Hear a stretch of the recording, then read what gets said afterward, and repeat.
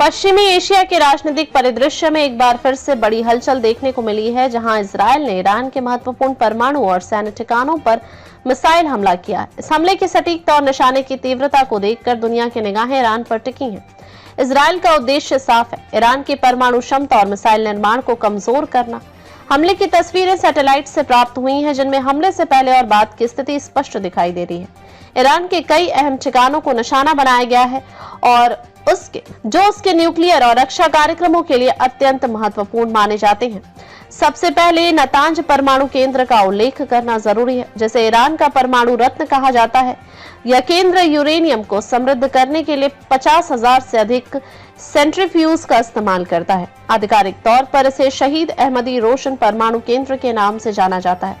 इस स्थल की खासियत यह है कि इसके अधिकांश मशीनें जमीन के नीचे सुरक्षित रूप से स्थापित है।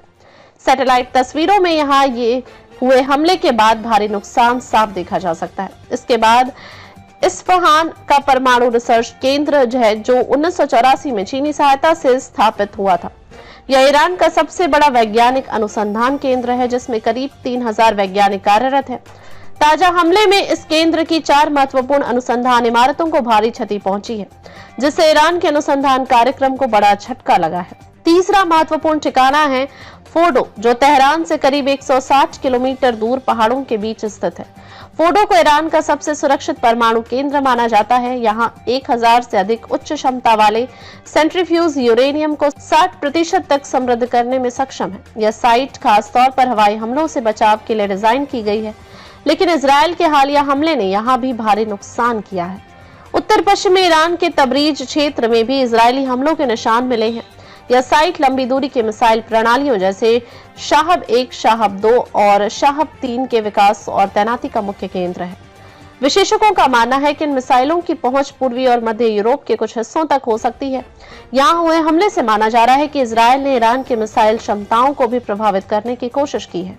मशहद, जो ईरान का दूसरा सबसे व्यस्त हवाई अड्डा होने के साथ ही एक बड़ा सैन्य केंद्र भी है, इस हमले में निशाने पर रहा। यह ठिकाना लंबी दूरी के वायुसेना अभियानों के संचालन में सक्षम है।